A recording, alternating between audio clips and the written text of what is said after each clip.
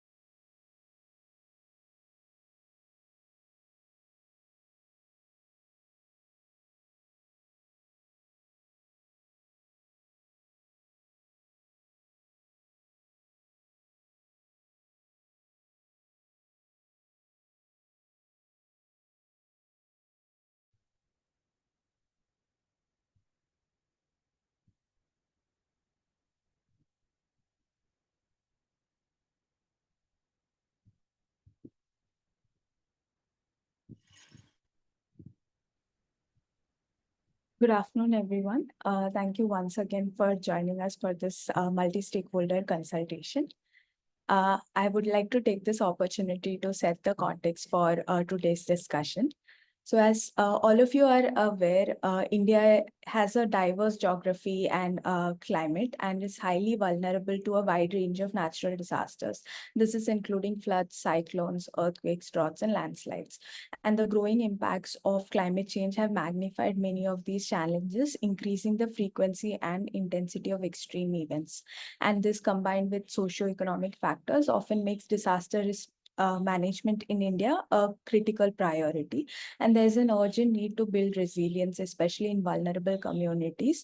And there's a need to develop a more comprehensive approach to disaster risk reduction, one that integrates preparedness, mitigation, recovery, and resilience building efforts.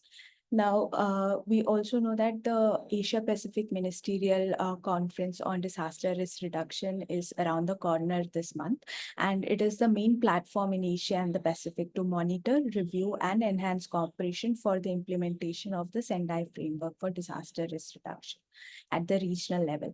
And it brings together governments, intergovernmental, international, national, and civil society organizations, private sector, science, academia, and stakeholder groups to accelerate progress in reducing disaster risk. Now, as India also works towards achieving the goals of the Sendai Framework for Disaster Risk Reduction, it is crucial to also reflect on the progress that we have made so far and also identify the gaps that remain. Specifically, as the Sendai Framework emphasizes a shift from disaster response to proactive risk management, focusing on reducing vulnerabilities and also building resilience at all levels. And however, we do see that challenges persist in terms of financing, governance, and also ensuring that no one is left behind, particularly marginalized groups like women, children, and the economically disadvantaged. So multi-stakeholder collaboration is also emerging as a critical factor in addressing these challenges, therefore involving government agencies, civil society, private sector, and local communities ensures that the disaster risk reduction efforts are more inclusive, sustainable, and effective. So it is important that we harness this collaborative spirit to create localized solutions to enhance preparedness in both urban and rural settings. And it's towards some of these priorities that our discussion today will focus on. And it's my pleasure to welcome a very experienced and very diverse panel that we have today with us.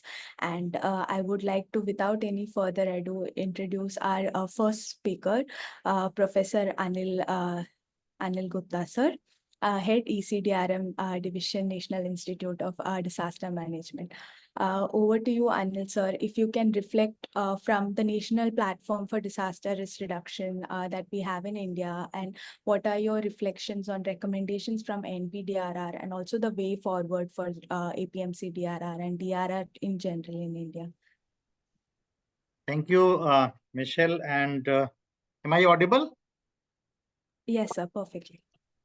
So thank you, Michelle. And my greetings to Sphere India and the family. The Sphere India, I do not consider as one organization, but it is really a family who are concerned about promoting the cause of disaster risk reduction, along with various other dimensions. So a very important initiative because we are just heading for the upcoming AMC-DRR. So this consultation will also help us having a clear stand that what really are the gap areas, and among that, which are the critical areas where we need to work more. Uh, Today, in fact, at the National Institute of Disaster Management, today is my informal last day of working, and on Monday it will be formally last day of working because I am at transit. Can I also hear them? Yes, sir, please go on. Moment, I'm very happy to see Professor Amita Singh, Madam.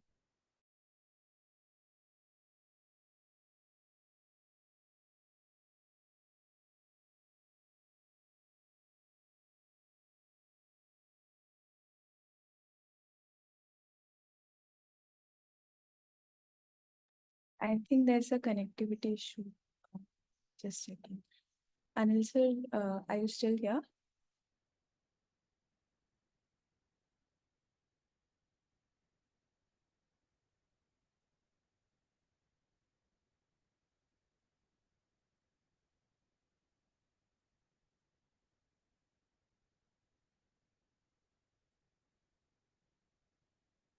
I think we lost connection with Anil sir.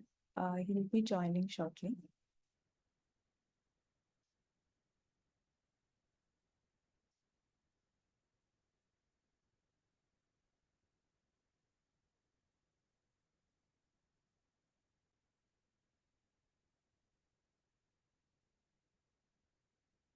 While we wait for Anil sir, maybe if it's all right, we can move on to our next speaker in the agenda. We have with us Mr. Marshall Kumar from HCL Foundation, who would like to speak more on the role of private sector innovative finance for resilience building. So Marshall, if you're here, over to you.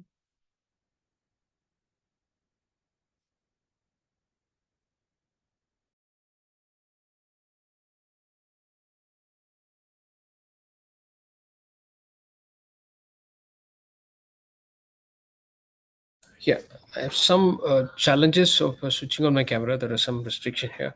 Hope I'm audible, Michelle. Yes, Marshall, you're audible. Yes, thank you so much for the August gathering and for the opportunity given to me. Hello. Yeah. Yeah, Hello. I think Anil sir I'll is go after. also. Yeah. Okay. Yes. Uh, I'm sorry. yes, I'm sir. sorry. There has been an internet glitch. So is it okay if I speak now?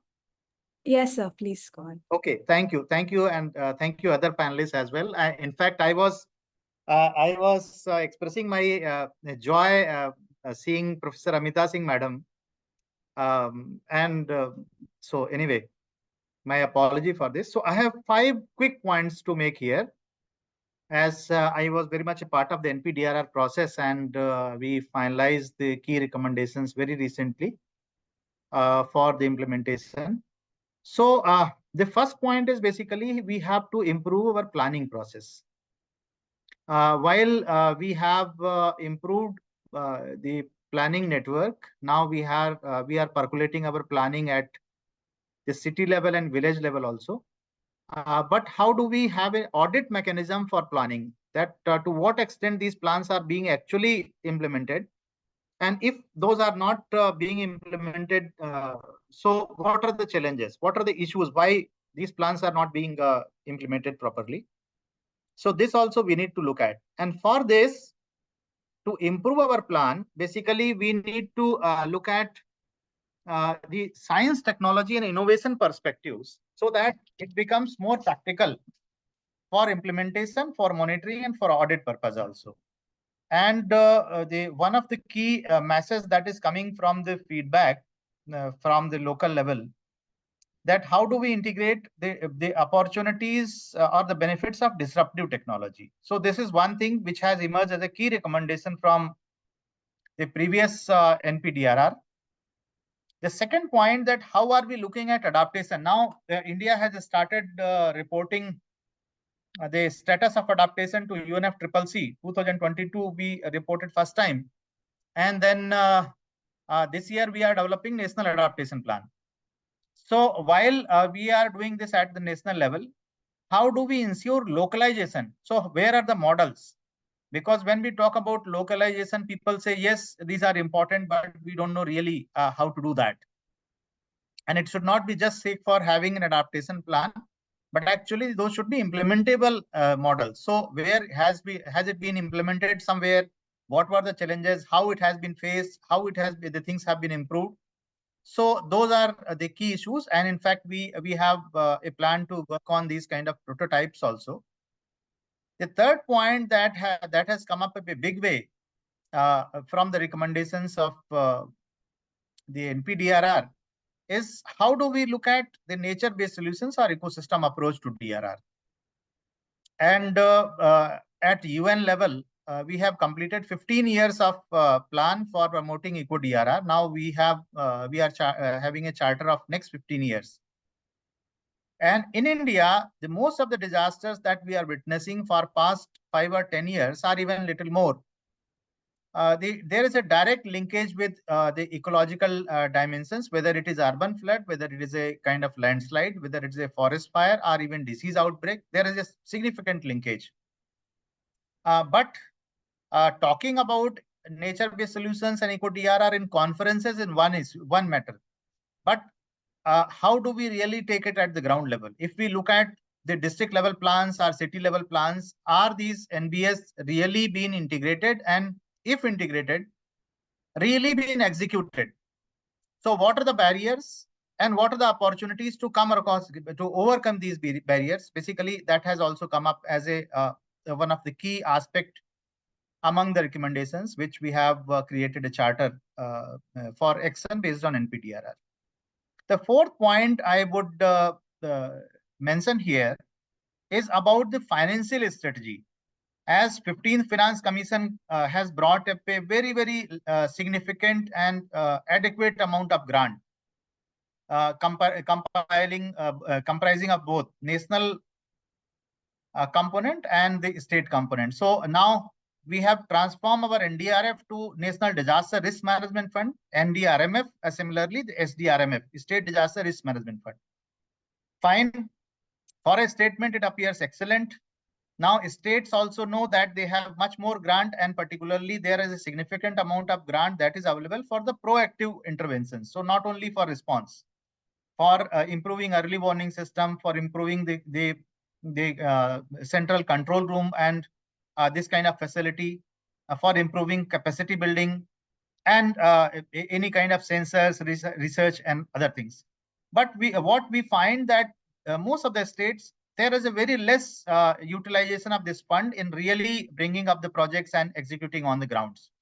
So there is an audit needed, that what are the key challenges that are making the states not being able. One, we have already identified the capacity building.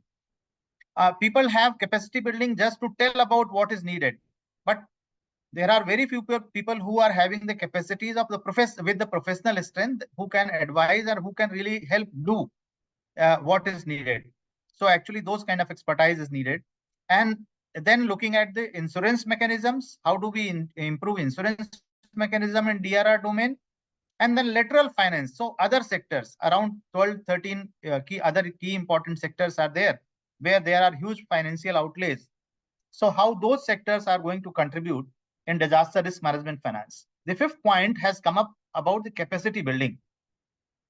There are a number of institutions in India at state level and central government level, and also sectoral level, which are working, and a lot of civil society institutions, which are working on the disaster management related capacity building. But main aspect that has been realized, that most of the capacity building instruments and their designs, their contents are not actually based on a systemic approach of DNA, or the capacity need assessment or the training need assessment. So there's a need of a very, very systematic and scientific approach to understand who needs what. and then design the training program so that whatever the resources are being spent delivers the results correctly and in a timely manner, so that we have the experts available at the local level. And the last point, I would say that epilogue to my address today, I would mention that many institutions are working, but there is a lot of duplicating things. Maybe some areas which are common for many institutions, and some areas no one are working, or very few institutions are working, particularly in research domains. And academic advances and research are not being utilized by policies and process, and vice versa. What are the needs of practices or policy, those are not being known to the research fraternity. So how to have a bridge and a kind of a constructive, regular kind of platform between the two. So that is also an initiative recently from our side. And just to mention you that Government of India, under the Department of Science and Technology, as we all know that the government has established a National Research Foundation, and Honorable Prime Minister recently chaired its meeting. So with that, a new institution has been created by Government of India, that is called as ICARS, Integrated Center for Adaptation, Disaster Risk Resilience and Sustainability, ICARS, which the government has located in IIT Roorkee, Noida campus. So this kind of initiatives are very important.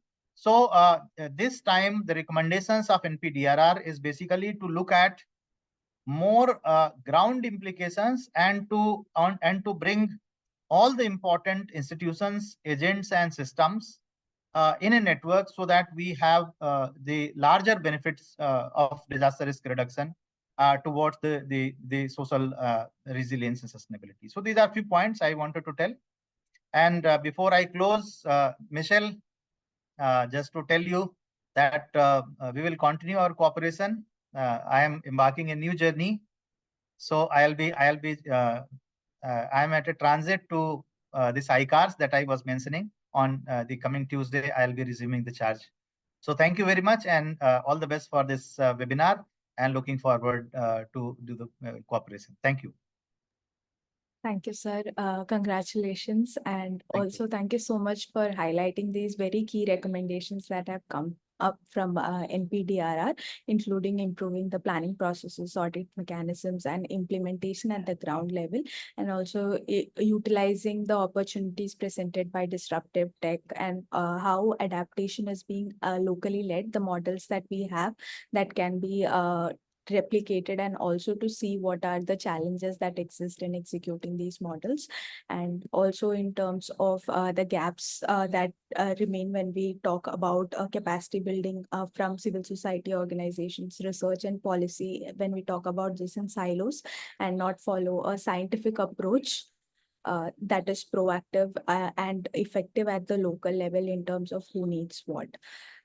So thank you so much for highlighting that. I would like to invite our next speaker, Marshall. Over to you.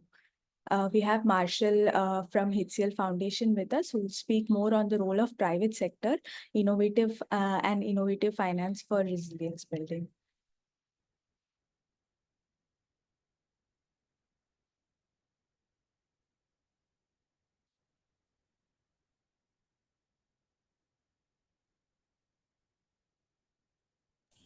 Thank you so much, Michelle, and I really appreciate and glad to hear um, extremely honored to hear that Mr. Anil sir has highlighted and moving to very new institutions, which really bring out a lot of challenges and kind of interventions which can help the entire community, which going to address a lot of upcoming challenges. For sure, the adaptation or climate resilience, we would look forward to hear more longer collaboration from um Anil sir.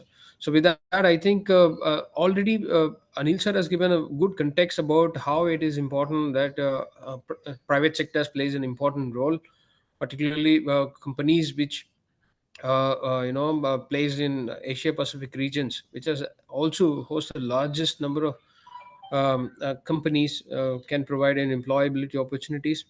and two, also very vulnerable, which can be, affect the entire livelihood of ecosystem, because the Asia Pacific region has seen so much of disasters and very vulnerable region. So it is good that I think this panel has brought in an important theme where we are focusing on the private sector and the role in kind of involving a kind of tech based or innovative finance for resilience building. For sure, there's a whole lot of documentations are available, particularly from Asian Development Bank or about sustainability or climate change department, which highlighted an exclusive report on how it is important that the adaptation of on those private sectors plays an important role. And there are a lot of case studies already shared there.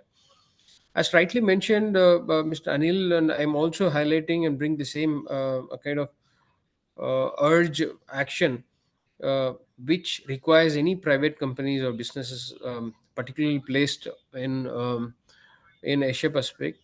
Definitely, I would like to highlight companies or businesses operating in India, which plays an important role through an important action called corporate social responsibility. Now it is being a model which is scaled up across a global phenomena, right? A global audience. So some of the good case studies or best practices coming from such industries, particularly tech-enabled companies, which running in front of kind of creating an excellent model, which can be replicated and scaled up to different other locations or globally. So, private sector plays a considerable role of gap filling, particularly in adaptation finance. I know the pandemic has played a critical role for the micro and MSME related sectors, but that has also created a very good reset of coming up with the new startup and new technologies, disruptive technologies, which can enable us to think of being an adapter or enable us to think of beyond our limitations. So in this context, I would like to highlight some of the best practices from India, which talks about corporate social responsibilities, where we can see a drastic shift of change in adaptations, particularly or maybe nature based solutions or any adaptation or tech or disruptive based technologies. We could able to see there is a trend happening or change in the companies, where they bring in all their expertise, particularly business continuity policies, or all this resilience part of it. And there's a whole lot of momentum shift happened post COVID-19, and we could able to see, after a decade of our interventions, there is some adaptation is happening, that all the corporates, particularly taking a kind of resilience, and companies like, I'm from HCL, which talks openly given a kind of a declaration of how we can enable the ecosystem and ensure we become a carbon neutral. So and also the momentum of ESG, which brings a lot of innovations and technology backed by the new startups and innovations. So I see there are a lot of challenges, but now there are area where we I strongly recommend that we need to look forward a kind of a very robust model of how we can enable such ecosystems and make sure we can bring an adaptation and resilience point of view. So now, as we could able to see, the Gen Z has come in, and the business has changed, and the ecosystem has changed. The customer or client relationship has changed. We could able to see there is a new global audience, and the business opportunity is there. And most of them are tech based and remotely working situations, and we like similarly what we are doing right now. So how we going to address this young generation, which really opened the challenge to understand the real life situations, and particularly disasters or climate change, which is real or affecting their day-to-day life. So a business or a company which can enable an ecosystem which can have a protective efforts of all such new young gen who's coming on online to find out a solution. So we should have a platform which can help the young gen who can able to voice out and present their kind of adaptation models, which can help help them to create a new path, a tech-based path, and for example, like academy, which can enable them to clear a clear path of how we can bring in adaptation to from their day-to-day life to into the business lives. So we could bring the humanitarian response and ESG, combined together, bring in a new ecosystem which can help the engine to adapt to the new business ethics and ecological ecosystems. So that is coming very strongly, and the system is right now is open, and we can enable such platforms. So organization as humanitarian workers can bring in kind of a technology based platform which can bring in the engine to participate very actively, and so that the adaptation or replication of such a kind of resilience related model can be integrated. And two, employees or the companies, private sector host huge company employee base, can also enable a volunteering base, which is a kind of sustainable, because instead of working on a one time, rather be a kind of sustainable model with tech based enabled interventions can make a whole lot of difference of bringing all the volunteering agencies and volunteers or employee driven volunteers who can be part of the humanitarian phase and create a front end workers. So the company has a lot of volunteers base. Now it is a time where we can consolidate all those volunteers as again a single platform, where if we can enable such platform like this can help to create an open source and source code which can enable active volunteering take place in different ecosystems. So there are two things which I really see where we have a good scope to get a kind of convergence and to make or present this kind of complicated ideas into very simplified form to the young gen, which is open. And now we can also tap the grassroots level agencies and companies which can bring in a whole lot of shift, kind of provide an first kind responders and immediate local needs. So we're bringing the adaptation model. So with that, I think the adaptation and resilience model through a tech based enabled banking or financing based enabled ecosystem, if we get able to focus on it, for the engine, definitely we have a good opportunity where business can plays an important role. So companies like larger companies from India and different other Asia Pacific are already created a good smart cities and resilient models which can be scaled up. So I think this forum can bring in a kind of a holistic document of how a case study can bring in that upcoming or new phenomena of any disaster or humanitarian crisis can be addressed. So the private sector plays an important role, definitely with a kind of incubation centers and different other agencies. Innovative funding or climate funding plays an important role.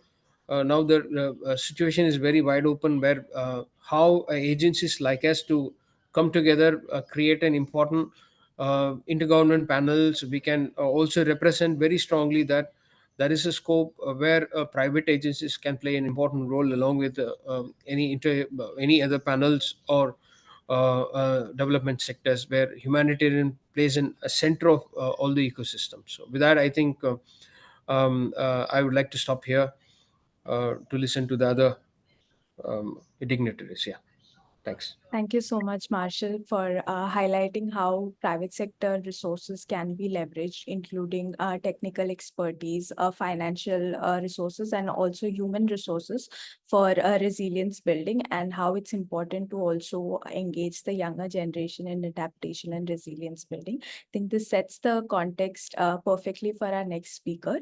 So as we all know, October also hosts the International Day for Disaster Risk Reduction. And the theme for this year's IDDRR is Education for a Disaster-Free Future. And towards this, I would like to invite our next speaker, Ms. Debadrita Sengupta from Bal Raksha Bharat, to speak more on children and youth engagement in resilience building. Over to you, Debadrita. Thanks so much, Michelle. And I'm really honored to be on this panel of dignitaries. I can see very well esteemed speakers already there present, and even the audience is pretty daunting. I'll try to keep my uh, uh, address to the very specific point of engaging with children and youth in disaster risk reduction and resilience. And whenever we are talking about disaster risk reduction and resilience, we really cannot ignore the climate action part of it. So I would suggest that we include those two keywords as well when we are talking about engaging with them. Now, it is an accepted fact, not really anymore a part of a charter that we used to quote, that children and youth are agents of change, right? And we all know why we engage with children. We need a future that is prepared. We need to reduce the vulnerabilities. We need to reduce the exposure as much as possible, reduce risks, increase the adaptive threshold of our future generation, ensure that they are as much as possible mentally, physically prepared for any kind of potential crises.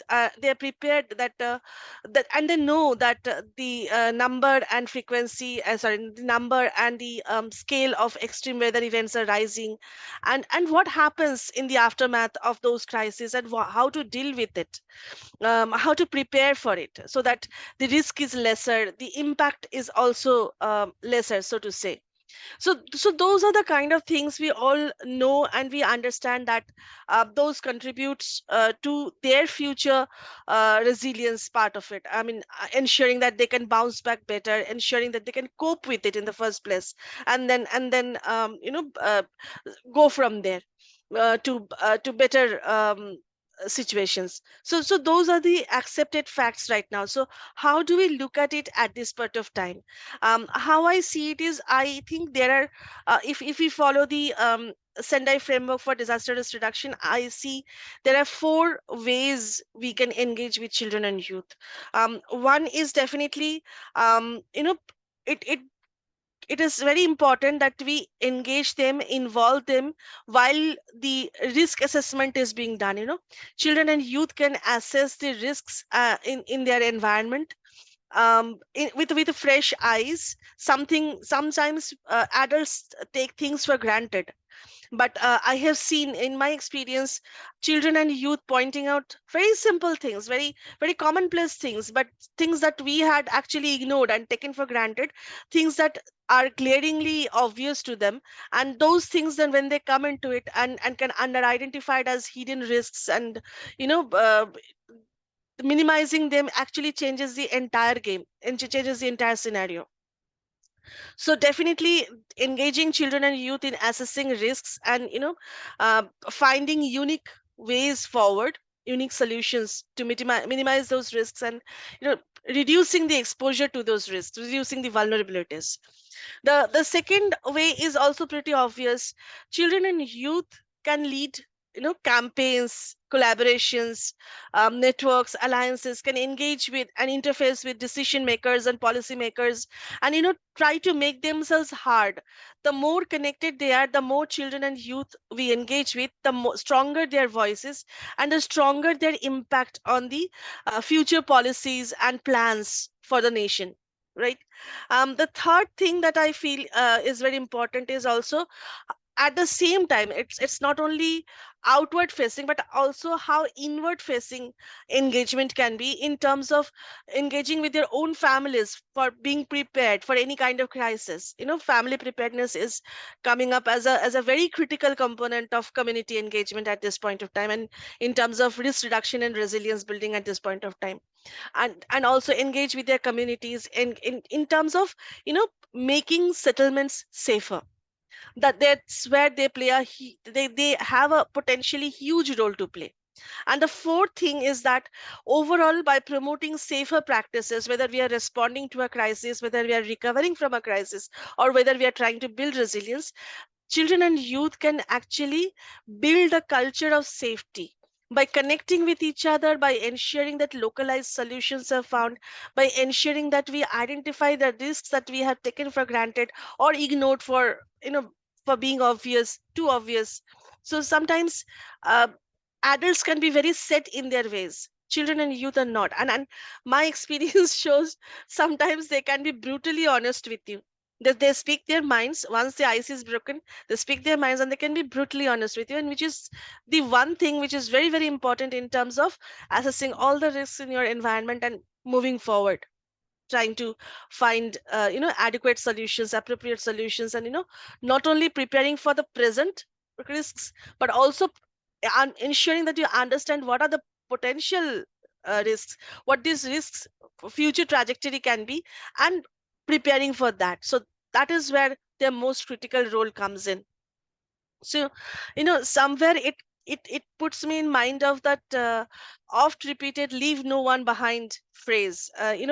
We need to be very, and we need to be very inclusive in terms of it's not only a certain segment of children I'm talking about, or a certain segment of youth I'm talking about the most vulnerable, definitely. I'm talking about the most distressed, definitely. But I'm also talking about children and youth from all walks of life, from the entire cross section of society, because wherever they are from, the context they are from colors, that their age, their perspectives, it colors the way they voice their opinions, it colors the way they assess their risks, and colors the way they formulate solutions. Why I'm saying this is because yesterday I spent a lot of time with children of Delhi, children and adolescents, in fact, and we had a great time engaging with all of them. We are actually, as Michelle was mentioning, we were actually trying to understand what children and youth think when they hear the words climate change, climate action, resilience, environmental sustainability. What do they think about it? And we are all talking a lot about greenhouse gases and global warming and ice caps melting and sea level rise and all that. But what do children and youth think when they hear about it, when they first hear about it, and then when they start working? What are their realizations, their insights, and what is that one thing that they could focus on and change if they had that authority, that power, that capacity? So that was the main objective for spending time with them. And why we wanted to do this is because in collaboration with Sphere India Academy, Bal Raksha Bharat, that is, you might know it as Save the Children as well. Globally, it is known as Save the Children. What we are trying to do is we are trying to get the voices of children in terms of, and youth, of course, in terms of what they want to focus on when it comes to climate action. How do they see the increase in their adaptive threshold when it comes to environmental sustainability and their resilience, inclusive resilience? So that is what we want to see, and that is what we were uh, engaging with the children of Delhi for, and that is what we will be seeing over this next week throughout the entire country. And what we want to do is we want to ensure that these voices reach they're the most important platforms where these sort of things should be discussed. For example, as Michelle mentioned, APMCDRR is going to take place from 14th October, and we want to ensure that this charter of change that the children and youth formulate goes to those places, and they can be discussed by the adults, not only the the policymakers, the decision makers, the contributors from the entire Asia Pacific region, the technical experts. So we want those things to be discussed as well. And when it comes back to us, we are not going to stop there. We have a whole series of webinars and consultations and face-to-face workshops planned with policymakers, with children, with youth, with technical experts, multiple stakeholders we are thinking of. And the final product will actually go to COP29 as the voice of the children and youth of India. So that is a very aspirational thing, but at this particular moment we are trying to work our way forward to that vision. So that was the basic point of engaging with them yesterday. And then the things that came up were very interesting. We started off with a game called word sorry it's like we give at random certain words to the children, which may or may not relate to the environment. It could be, the environment, it could be the climate, it could be the demographic profile. So it will be only one word, and each child will take it up, and it's a game of word association, and they will try to make a story out of the sentences each child forms with those words. So we had two groups actually, age wise, if we see a younger group and a older group, and it was very interesting to see that the younger group was focusing more on the rural context, of what they used to see earlier. They take the train to their native villages, and what do they see over there? The trees, the fish, and slowly the trees are dying out and the fish is dying out, and the things that they see, that the agricultural yield is dying out. There is a drying effect in their villages, in their particular villages. So for example, it may not be the same in other parts of the country, but for them this was very much a reality. And the fact that the sources of water are dying out, like earlier we used to get this much water, now we are not getting, and this is what is happening. It is turning into a barren place. So those are the kind of things the younger children were focusing on. What the older children were focusing on were, very interestingly, the entire opposite. They were focusing on the urban context of it. They were looking at the kind of pollution, whether it is air pollution or noise pollution, and what effect it has on them. Like sometimes our schools have to be closed, and then we have to let go of the holidays so that we can catch up with it. It becomes difficult for us because we have to work late on exams. We don't have time to play. Sometimes we are not able to breathe properly. It becomes it stays hot for a longer amount of time. So those are the kind of things they were focusing on. And very interestingly, they were looking at us, the reasons for them, in terms of what makes this pollution goes so high. So they are saying that if I could change something, I would reduce the number of vehicles on the road. The kind of black smoke that comes out of the vehicles, it makes me cough, it makes me ill. So those are the kind of things they are pinpointing very, very, very interestingly. They were talking about localized solutions. We talk about localization so much. We talk about rural context and urban context. Their points were very simple. They were not using these kind of words, but their points were very direct. They were talking about localized solutions, solutions not only for the source of the problem, but also where the problem is affecting, not only for the people who are forced to leave their villages because of any kind of thing, because maybe in the extreme weather event, latest extreme weather event, they might have lost their crop yield, they might have lost their money, they might have lost their house, whatever it is, and they are forced to move to an urban location for unskilled labor. So what happens after that? So they want solutions not only for the villages, they want solutions for the urban areas where people are going to. And not only for the people who are going there, they want solutions for the people who are hosting these communities, people who are hosting the incoming communities. So those kind of solutions they're looking at, and it makes it was amazing, because these are some of the things that we expect, in very complex adult discussions. We don't expect children to think about all these things, and the way they were putting it were very simple words, very simple stories, but the meaning remains the same, and that these are the priorities. And they also are talking about not only children and youth we can see, but those whom we don't see or can't see, who are hidden.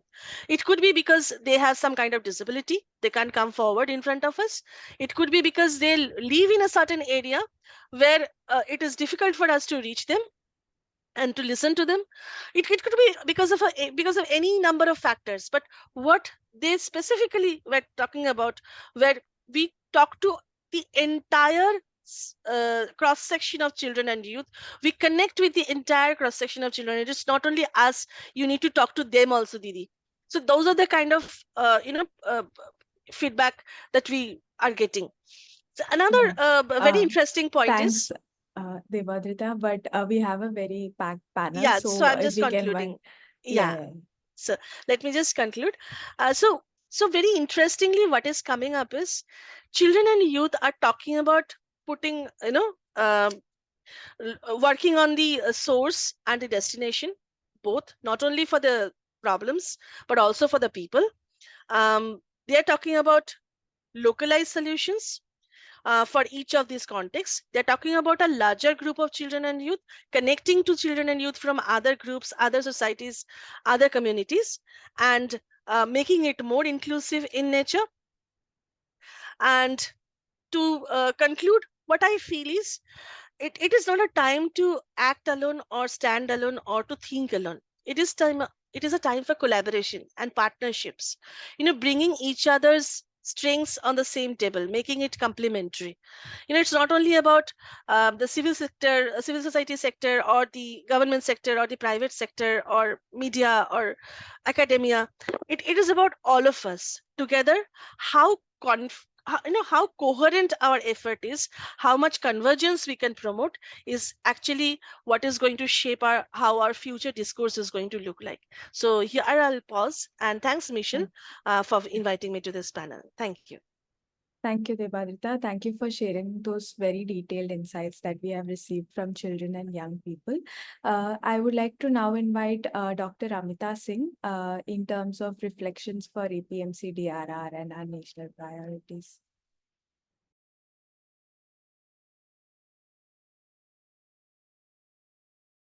Dr. Amita, you're muted.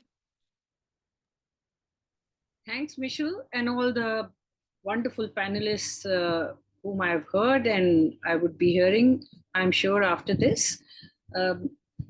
Without wasting much time in congenialities, I would just come to the point that before I start giving my 4 important points, suggestions for the Asia Pacific Ministerial Conference, because it's a ministerial conference, so it's a really holistic conference. And it's holistic also in the sense that Asia Pacific are taken together. There is basic reason why Asia Pacific is taken together for the geophysical and geopolitical, and for the linkages, ecological linkages that we have with each other, and also because of a lot of traffic which goes amongst these countries on this side of the globe, which are facing Antarctica. And that plays a very important role in going ahead with any form of suggestions and the urgency that we face on decisions to be taken in the ministerial conference. So 2 things, factual situations, everyone understands. I'll just repeat that so that I have a foundation to go ahead with my 4 points. One is that we should treat disaster as not an isolated event that triggers action in the socio-political, administrative circles. It's an ongoing thing. It's a process that is going on. It doesn't happen suddenly. We see that it happens suddenly. We are made to see that it has happened. Phenomenal act of God. We are made to see it like that, but it is not that. It's a process. And the administrative and political agencies are clearly bypassing the hazard that are embedded in the decision making. And because they bypass it, so the disaster occurs. Number 1. The second important point that I wish to make here is that disasters are giving a very heinous attack on, or impacting very heinously upon, the poorest of the community. The rich suffer, but they suffer less. The poorest of the poor suffers most. Why? Because take up any city, you take up any research anywhere in the world, the well-off people are in the safer zones. And, you take up the less privileged society, they are in the vulnerable zones. So the vulnerability is increased because of the geographical vulnerability, because those are the places where one should not be allowing anyone to inhabit. But we allow the poor people to live over there and build up their houses, which are suddenly washed off, the densest area of any city, the densest area of any village, and they are the ones who are suffering because of a disaster. The 2 points, and then I come to the major 4 important suggestions that I would be giving here. The first is that we talk about the last mile, but we still do not know what is the last mile. There's a lot of philanthropic, compassionate, heart-rending discussion that goes on in every seminar on disaster, last mile, but what is the last mile? We need to set a direction to the last mile. That's the first thing I wish to say. And how do we set a direction to the last mile? This is something that you could note it down, because the last mile is unreachable, because till today, none of the Disaster Management Act, to some extent, Bhutan has done it, and to some extent, Bangladesh has done it in their Disaster Management Act. But as far as India, Pakistan, and Sri Lanka are concerned, their Disaster Management Act has completely eyewashed the last mile. So I'm putting it here. The last mile is the community. We all know. We always say that the community, but community is not a monolithic whole. We have no institution to reach out to the last mile, so we will never be able to reach out to the last mile. Now, here is a suggestion for reaching out to the last mile. We have in a city the district deputy commissioner who heads the DDMAs. And the DDMA deputy commissioner is blank about how to handle a disaster. They pull up their socks when the city gets flooded. Same is the situation with the Jila Parishads in the villages. The panchayat is never involved. Interestingly, the community, the first responders are never involved. They are pushed, and suddenly NDRF lands in the village and takes up all the work. The philanthropy goes on in the social media. See, the NDRF has done so much. Where are the people? Where are the communities? Because there is no institution to pick up the communities. So here, the DC, there are 5 agencies which are immediately responsible for reaching out to the communities. The DC, Deputy Commissioner, District, Town and Country Planner, the local SHO, the Municipal Commissioner, and the Forest Department. 5 agencies we have constitutionally defined. Now these 5 agencies just end up in their office because they are ill-coordinated. They have nothing in the framework to be coordinated. Whenever the disaster strikes, they raise up their hand. No, not my area. Please go ahead. Tell the police, inform the police. The people are telling them that the sewers are overflowing. Please come in because there can be a pandemic here. No, because it's so ill-coordinated. Even though there is at NDMA a national plan. So plans do not work if you do not have local institution. So here, my suggestion is that panchayats, local bodies, local NGOs, ward committees, and ward councillors should be given a constitutional status with separate committees. There are no such committees. They are not involved. They look up to the sky when the disaster occurs because they have no role. They should be assigned constitutional roles in the Disaster Management Act. Disaster Management Act is too elderly right now, absolutely not able to function. And 20 years of the Disaster Management Act, 20 years, the world has changed. But Disaster Management Act is just standing over there.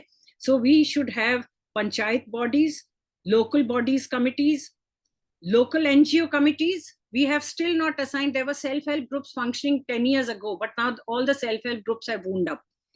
Ward committees and ward councillors, what are they doing except politics? They're not even cleaning their drains. You have seen what the flooding has been, the way it has been, killing off the cities. Number one, these committees. These disaster management committees should be headed by ward councillors, panchayat heads, NGO heads, etc. The meeting should take place Every month it should be mandatory, because they have not much work to do except politics. They don't even handle the TB program or the vaccination program in the city. So this should be every month. Report should be given to the chairperson, who could be a mayor or a ward councillor. Fourth, the report should go online, because we need transparency, and a standard operating procedure should be set for them, because there can be no supervision, there can be no monitoring unless there is a standard operating procedure, and in how many minutes, in how many hours you are supposed to respond. The second suggestion I give is about the emergency management. How would they handle emergency? Emergencies cannot be handled till there is decentralization and transparency. Whenever a problem strikes in any house, what do? You just rush to the balcony, you rush to the outside of the gate and say, help, help. You come out in the open. But here there is no institutional support on decentralization. First of all, on the mitigation funds. Second, on the regular quarterly supervision of state reports, which should be done by third parties. It should not be done, it should not be incestuous, that, okay, there is a disaster management agency, so this will be hired to review the government report. And they are also the ones who are getting funding from the government, and they are the ones who are selected for reviewing the reports. The report should be third party, preferably university academics or NGOs who are not taking funds from the government. Every environment impact assessment of every project should have a person from the field of sociology of disasters, not just environmental scientist, not just geophysical scientist, because their vision works in silos only to their project-based experimentation. We need people who are working in the society, who are working on a larger framework of interactive socioeconomic framework. And the last, there should be at least 3 to 4 NDMA-based committees to monitor, supervise social impact assessment, which doesn't feature anywhere in the Disaster Management Act, or also of the notifications which have ever come, even during the pandemic. Social impact assessment of pre-existing hazards. There are pre-existing hazards. It's not that Gurgaon is a safe city, yet we have multi-story 20, 28, 30 floors coming up as if it's a luxury to move towards heaven. And this is one side. The approvals are being given for these buildings. On the other side, the same department of the deputy commissioner also says that we are in zone 4, which is earthquake prone. So what are you doing for your sensitization to giving approvals to all this kind of construction? So anyway, this has to be taken care of in the emergency management, that decentralization is important in emergency management. Now, the third point I need to make is the transparency. There is absolutely opaqueness in disaster management in our country. And it is more interestingly, you would know it because I've just completed my work on disaster management acts of the countries in South Asia.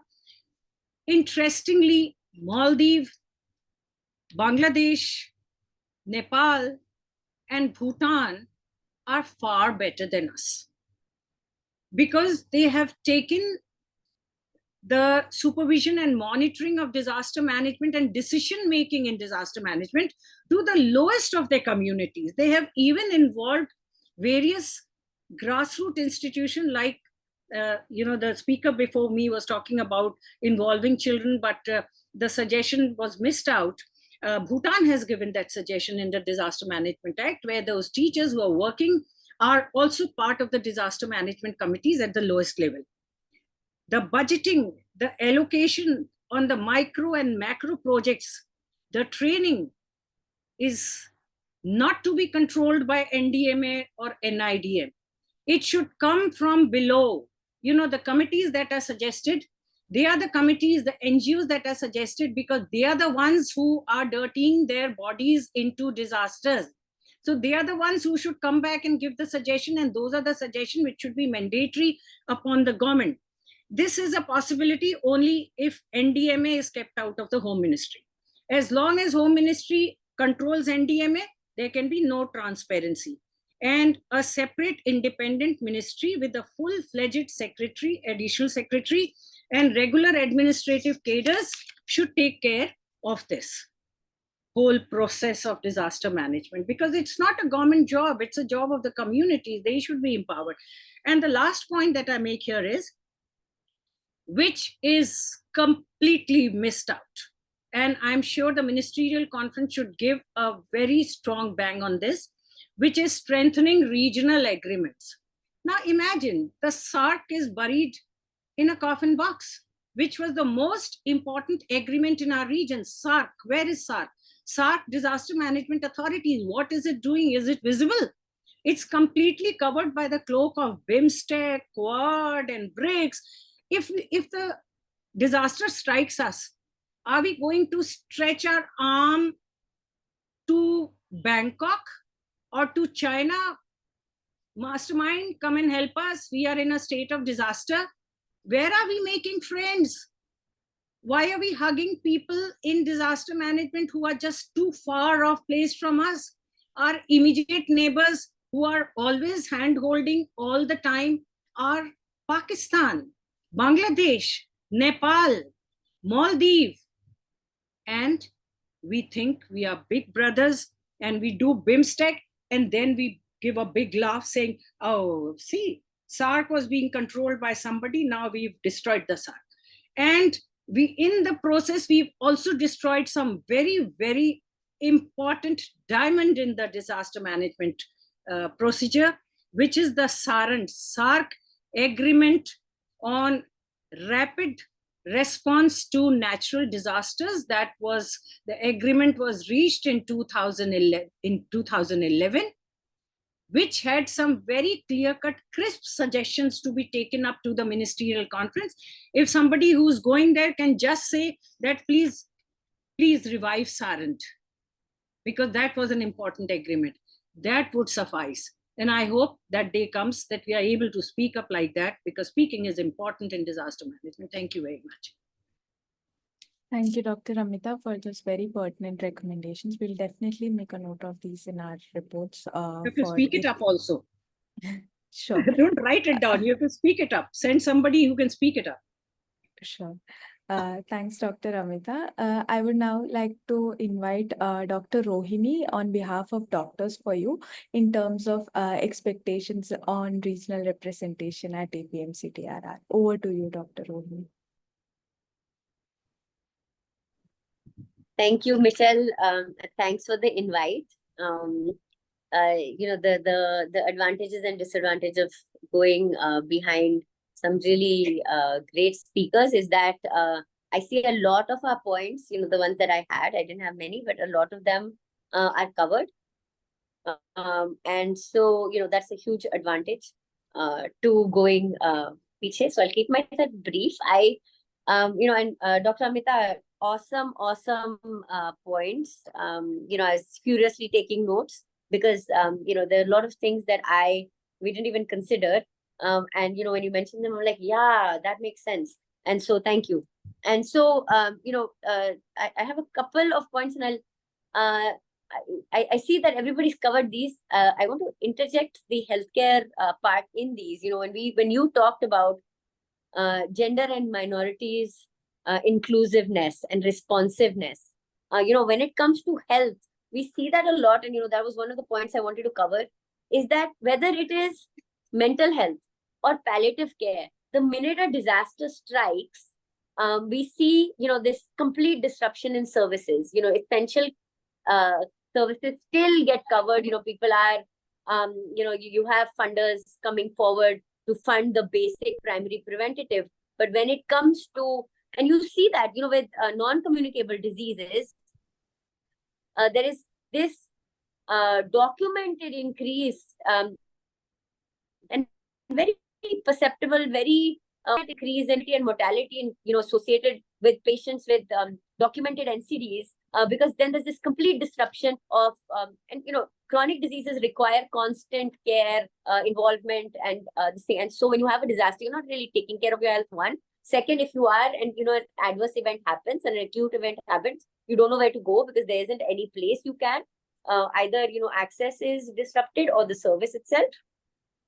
And so ensuring that when we look at minorities, responsiveness, we're also looking at that the slices of minorities of population, not just gender and age, but also their healthcare needs wise, the aged, for palliative care, the really sick, if you have a history of cardiac events.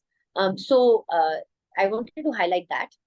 The second is multiple people talked about building climate resilient communities, and we feel over and over two things come up when we do projects. Is one is strengthening communities from within, and so somebody talked about engaging the communities themselves, and it's that is what we truly mean by strengthening communities from within, and how we can push that as a region. I mean, obviously we need to look at it at the local level, we need to look at it as a nation, but then also as a region. And so I was talking to our team members, and somebody said, what about DRR in infrastructure, economic development plans? Make sure they're included. And this goes back to the point that I think Dr. Amita made about Gurgaon. We know, when we construct, or when we construct on a floodplain, we know a flood is going to hit. So we turn that hazard into a disaster ourselves. And so ensuring that not only are we planning correctly, but also when we plan, we're building in responses and barriers so as to focus more on prevention rather than response. The third point I have is again covered already, multi-stakeholder collaboration, and this with a focus on the continuum rather than the siloed approach that I have seen is for the short time that I've been part of the whole disaster scenario here, the healthcare disaster, because we have both programming and funding, they're quite siloed. And so it might be even siloed within healthcare, or it just might be healthcare focused, but you're not looking at what comes before or after. And the biggest is as far as, I'll give an example. When we respond to floods, if Wayanad, where we did a physical, we did health camps, and then we did, mental health a component. But then what about rehabilitation?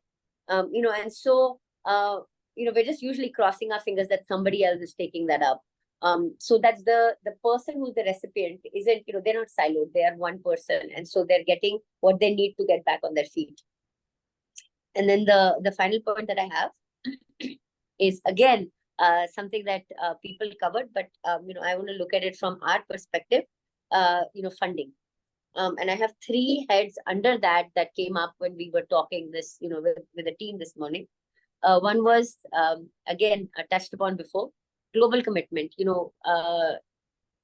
We seem, sometimes when I look at climate-based funding, when I look at disaster-based funding, a lot of it goes to, the Southeast Asian countries and seems to kind of cross over India. And I'm not sure if that's, a response to the political scenario, but whatever it is, making sure that our most vulnerable states, Orissa, Bengal, the coastal areas, northeastern states, get the funding they need to be able to be built into resilient communities.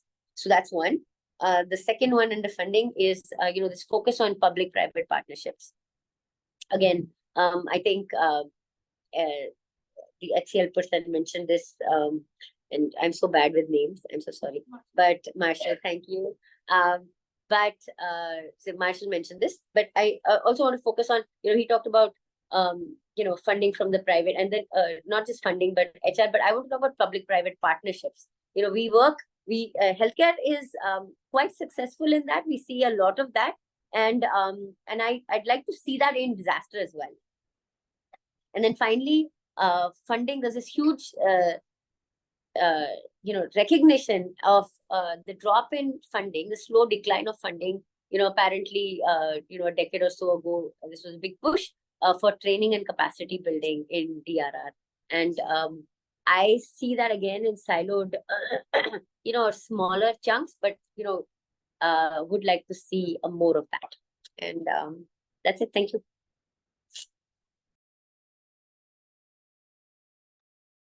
Thanks, Dr. Rohi, for bringing in health systems resilience into the discussion of disaster risk reduction. I would like to now invite Ms. Divya Gupta from SEEDS to share from the perspective of ADDRR. Over to you, Divya.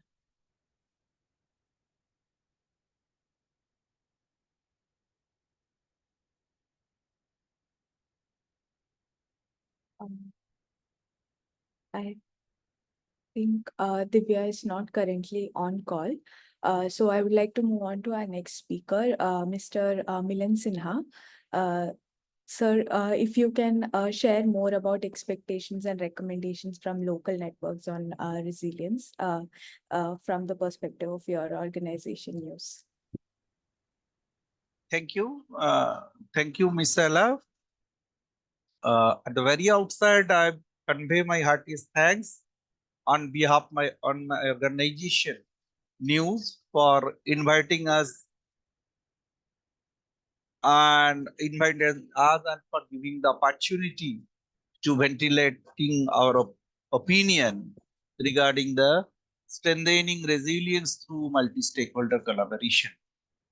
News is basically a conservation NGO which started its journey in 1991, and then from conservation, when we start conservation activities, we gradually felt that the community, the integration of community is very much essential for their guaranteeing the conservation. So we start in the livelihood, natural resource management, and then we seek to other things which are allied to resilience or grow for the thriving communities.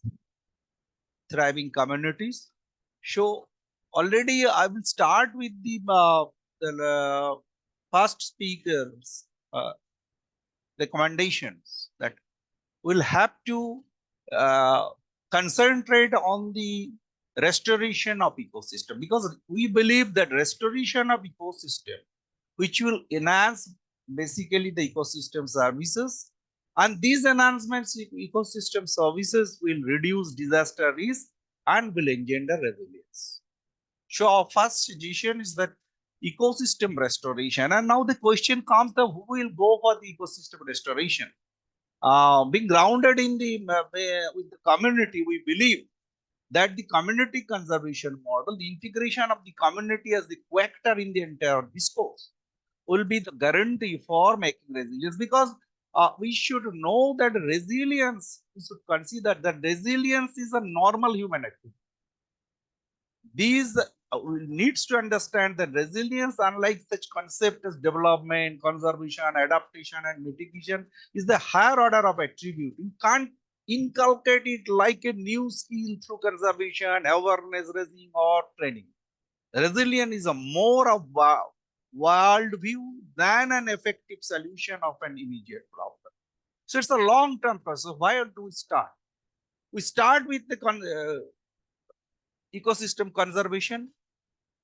We start integrating the community, because we should start with the community. Say, for example, I would like to share our experience in this India and Singapore context.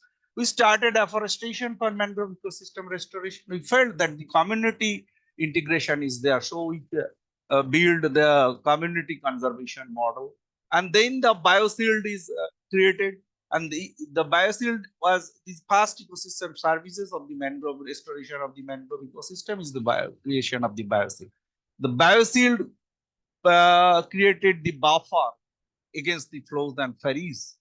And we have experienced that where the bioshield was formed, there were less impact of the wrath of the cyclones which have witnessed last few years. So next, there will be the second ecosystem services, which is the enhancement of the bioresources. We have so many sites where afforestation have been done, that we have seen that the bioresources, I mean, say for example, increase of the crab numbers or the fish number, show the livelihood have been augmented. And when the livelihood is augmented, the integration of the community is easier. So this has to be ensured that the community is there in the entire process, and we will go for the ecosystem restoration, ecosystem conservation, and which will reduce the risk. And to implement the entire process, community has to be taken as a co-actor with the due respect and due honor, and that will guarantee the in the entire policy, community integration and the restoration of the ecosystem through community conservation model, we recommend, we suggest as a focus point could be. That is our also little things to sharing with you. And the second recommendation, that we should include the youth. We should engage the youth. Already some speakers, esteemed speaker has already shared that we should engage the youth in a very effective way through climate literacy and some other education program, and the building some eco club like thing which we do in our cases in Sundarban. This could be an effective way to building resilience, because resilience is a long-term process. So if we have to build resilience, we have to think in a long-term way, not in resilience is not a prompt relief to an immediate problem and immediate solution. Thank you all. Thank you for the invitation. Thank you so much, Mr. Millen, for those very critical insights. I would like to invite our next speaker, Mr. Aniruddha Dev from PRISM, to share recommendations from grassroots organizations for APMCDRR. Over to you, Aniruddha.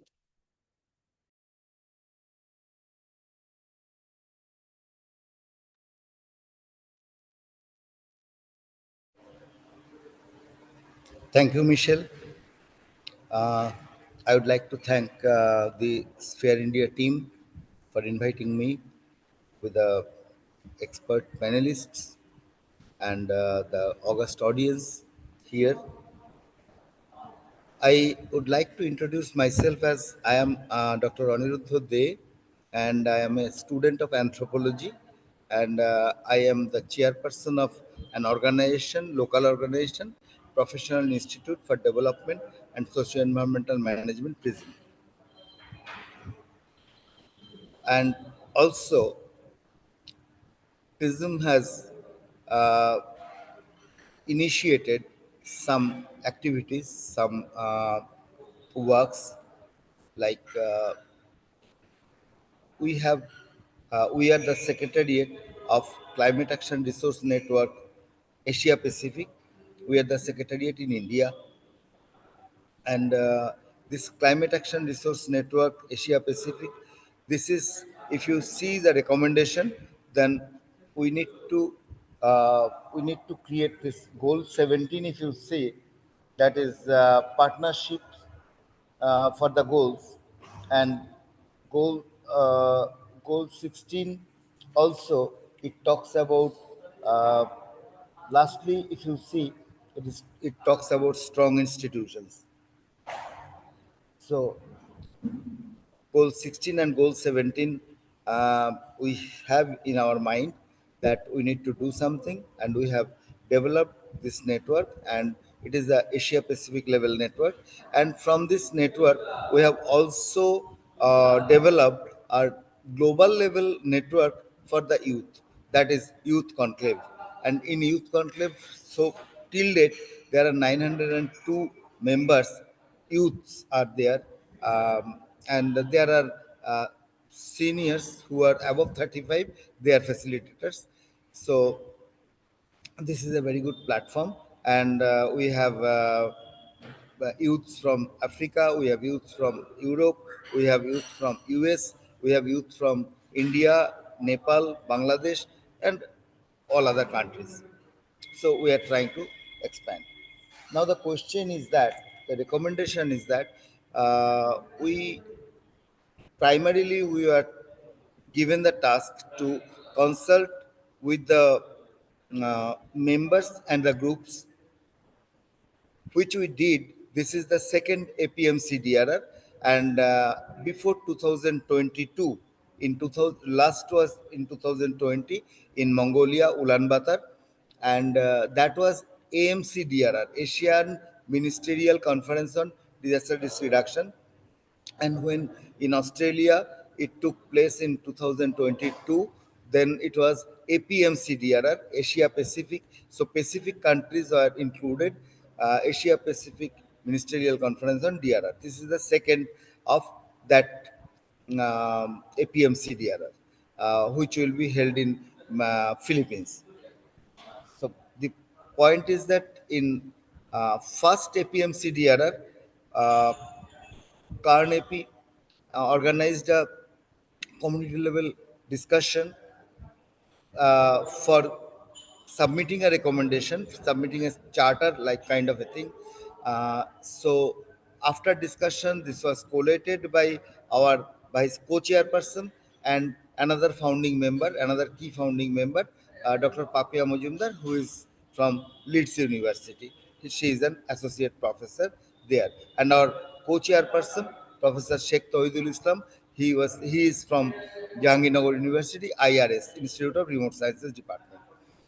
So that was actually submitted by Sphere India, and that was well accepted.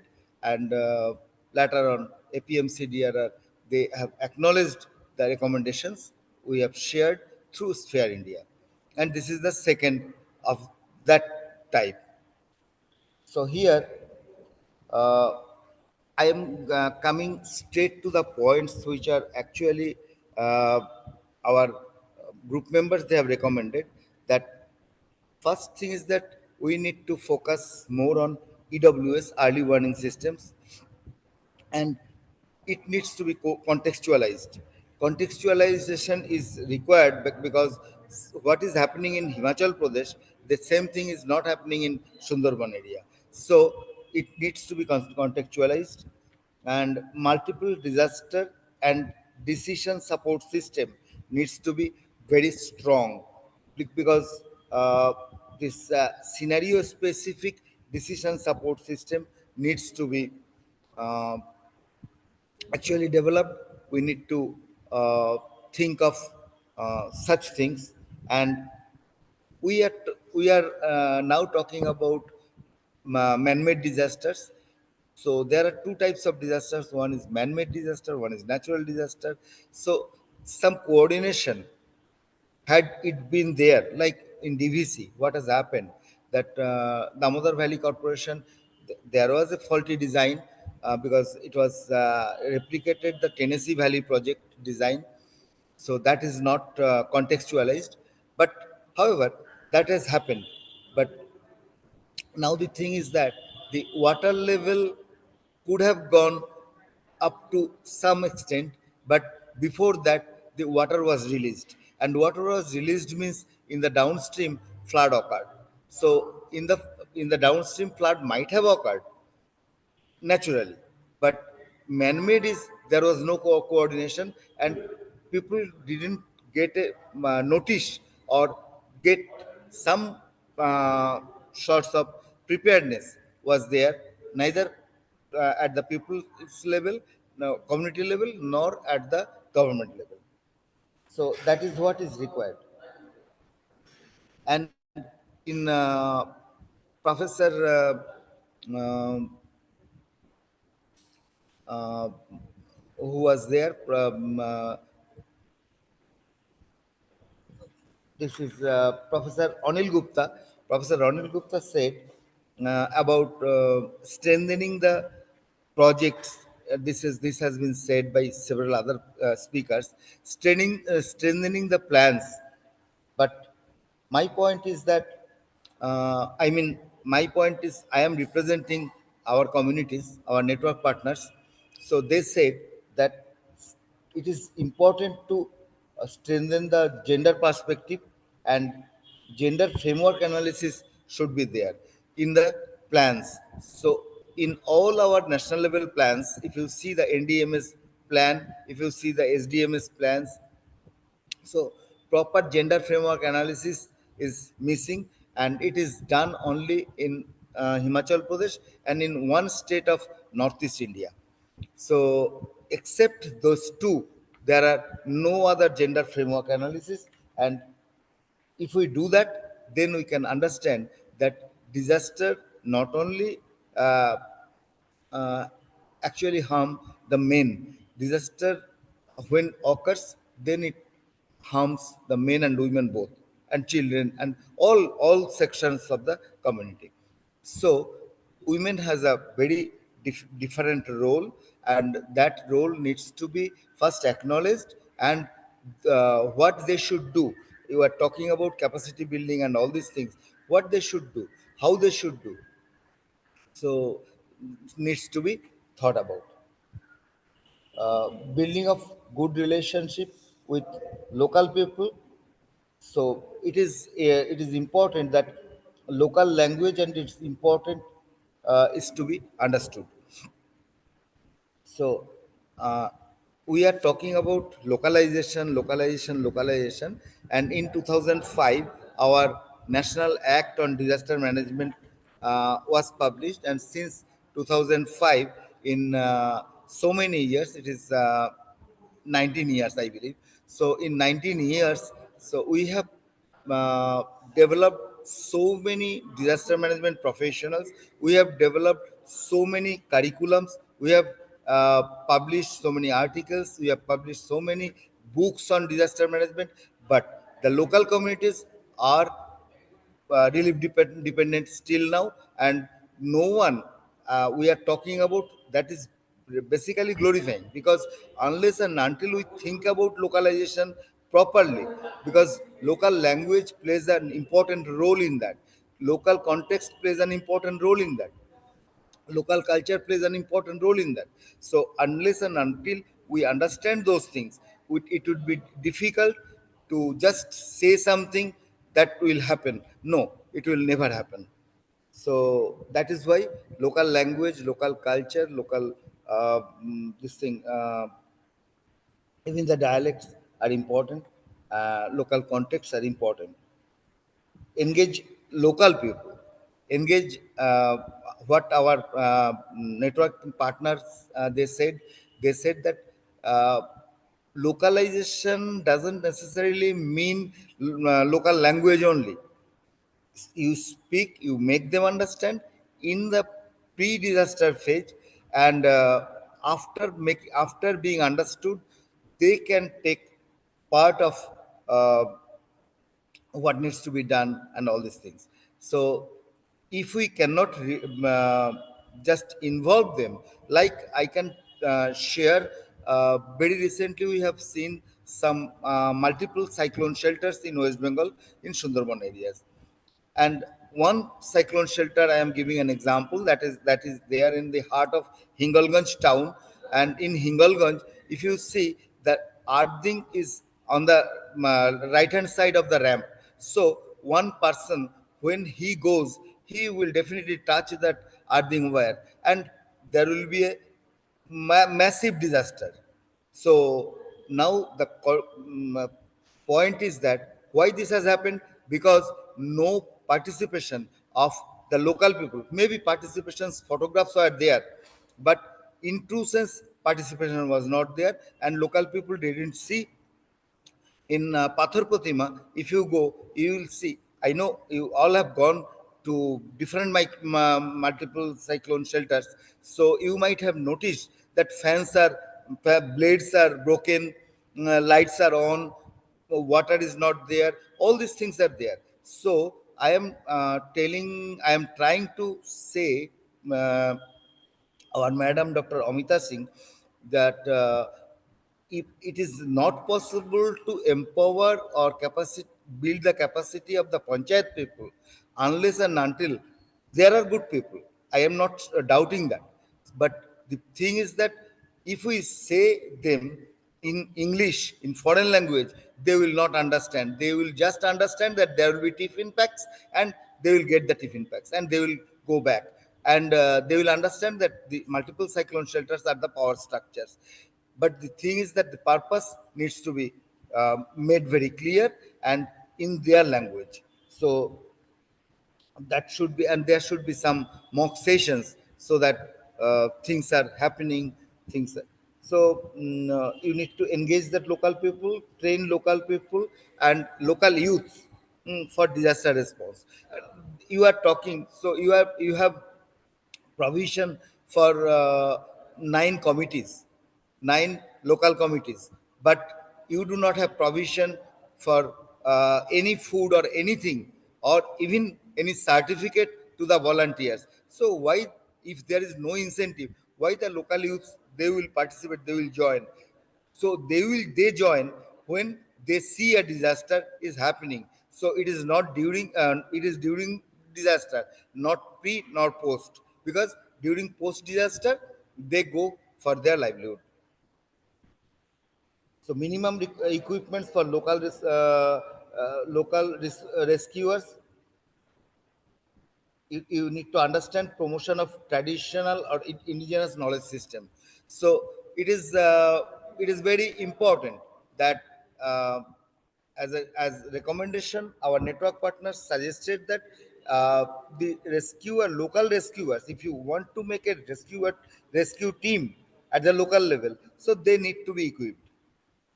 And you need to make them understand, and you need to encourage them to understand that traditional knowledge system, indigenous knowledge system is important. And something from, because ndmas, if you see, they have made some rafts like with coconuts. So these are traditional knowledge systems. So local people will understand that these are the possible things, and even there is no raft, we can swim, or we can float, or we can even cross the river. Social safety and non-structural and structural, school safety and non-structural and structural issues should be, because school safety has become a project. When ndma has allocated some money to sdma has instructed the ddms to just go for school safety trainings, but that training has no, I mean, without making ramps, there is nothing has happened in India, in all over the country. Uh, So now, Thanks, Dr. Anil sir. engagement of local youths, it is very important. Yes, Michelle, I know it is time is too short. So if these are the recommendations, and this is the last recommendation I am saying, that engagement of local youths. So you need to plan how you will, because we are talking about, and these are wishful lists. Wish list can be like, it is like an elastic, so we can like an elastic band, we can stretch it. But the thing is that wish list is different, and practically what is possible, because I am almost 61 years old of age, so it is not possible for me to implement all these things. So it is, these are the youths, they should implement. And another important thing is that one has to think of making institutionalized, because the women's institutions are important, youth institutions are important, children's institutions are important.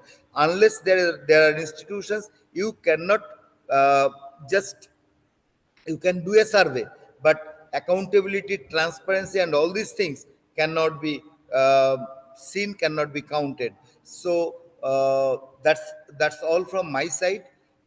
These are the recommendations, some of the recommendations. And I know that this time they are going to discuss on SDGs, because SDGs will be over by 31st of March.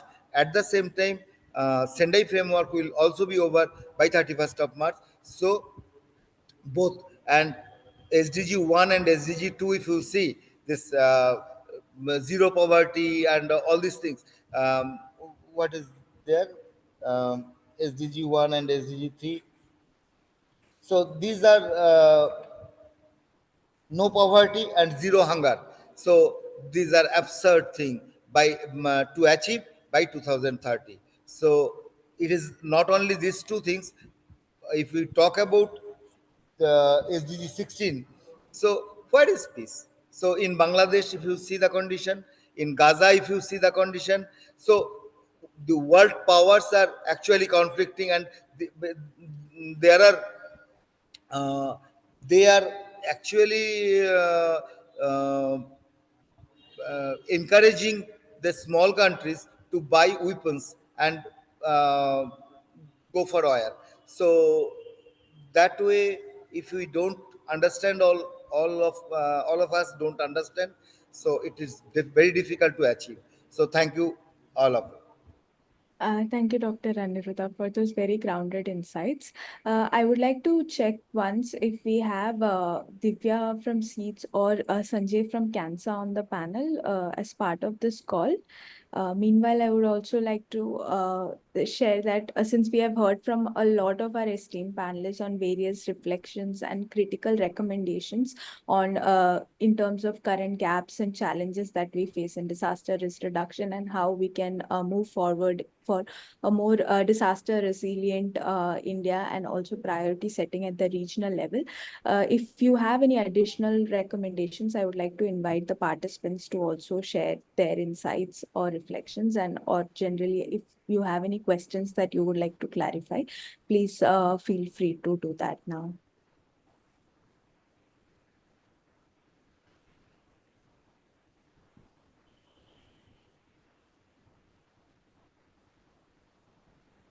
You can unmute yourself or drop a question or your comments in the chat box.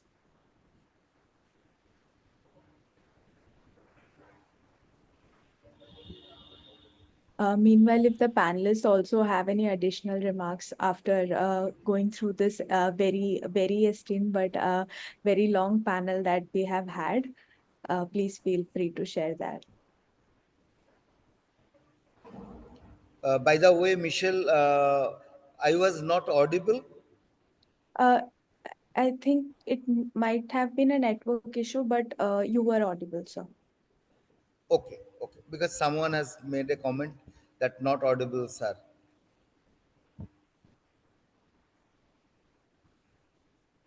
Maybe it was his problem. Thank you, Srinivas Rao, sir, for sharing that more focus on activation of DDMA should be there. Localization in terms of how it can be implemented and what are the gaps and challenges are something that many of our panelists have reflected on. We have also heard from multiple stakeholders who often work in silos but do work together for disaster risk reduction in their own capacities and their own organizations as part of this panel. So we will incorporate all of these recommendations, and we will also share advocacy priorities document with all of you for your review and inputs and suggestions. And we also plan to have a post APMC DRR consultation as well. And we plan to take some of these recommendations, not just for APMC DRR, but also for the upcoming COP29 that we have, because they do still remain relevant in the context of climate change and disaster risk reduction as well. And we look forward to your continued engagement in these aspects as well. So if there are any comments or reflections, please feel free to do that. Otherwise, we can close on this call.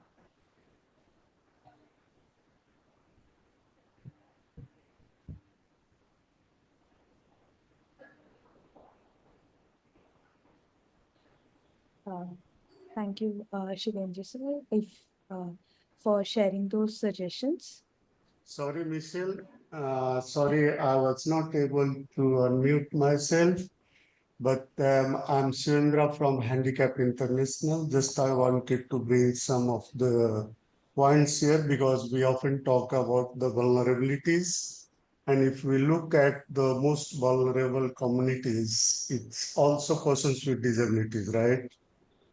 We have been talking about, you know, early warning systems, we are talking about evacuations, we are talking about reaching last miles, but we need to understand still uh, our practices are not in line with their needs. What does it mean? Like as one of the panelists, Mr. Amrit, they was talking about there are ramps, right, in the schools. There are volunteers who are evacuating people, but they are not equipped with the skills. They don't know how to evacuate persons with a physical problem, how to inform persons with intellectual disability who are not able to understand. The early warning system is fast, but it is not being contextualized, right? Like let us say if there is persons with hearing impairment and there is modalities to pass the information early warning through miking. This will not go to the person with hearing impairment. So it should be contextualized and there should be adaptations. And these are some suggestions I think we should include how to ensure the participation of persons with disability in the process of DRR, right? In the modalities, in the practices which we are using at community level, because otherwise it is really difficult to ensure the concept of no one should left behind. Because if we look at the percentage worldwide, of course, it is very, very challenging to say in which country what is the actual percentage, but globally it is 16% persons with disabilities. And they are one of the most vulnerable. One of the panelists was also talking about that there are different sects in terms of their economic situations, and these are the peoples they are most affected by this kind of crisis. They are also poorest of poor. So these are suggestions if we can also bring to the APMCDRR.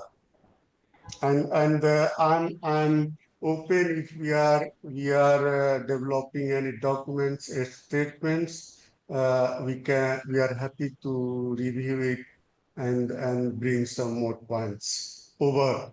Thanks for all the panelists for their nice suggestions, recommendations.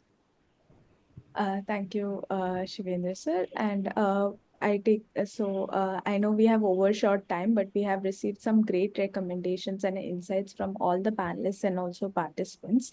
I once again take this opportunity to thank all our panelists who were part of this session today, including Professor Anil Gupta, Mr. Marshall from HCL Foundation, Ms. Debadrita Sen Gupta from Bal Raksha Bharat, Dr. Rohini from Doctors for You, Mr. Milan Sinha from News, Mr. Aniruddha Dev from Prism.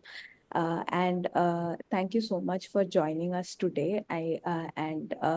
This was very helpful in setting the agenda in terms of APMC, DRR, and also the upcoming COP29 as a network for Sphere India. We'll definitely be in touch with the outcomes of this session and also APMC, DRR.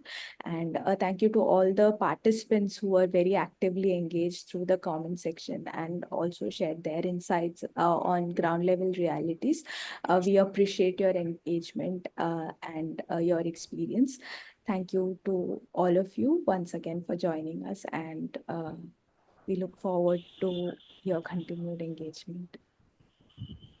Thank you, madam. Thank you, Michelle. Thank you. Thank you, sir.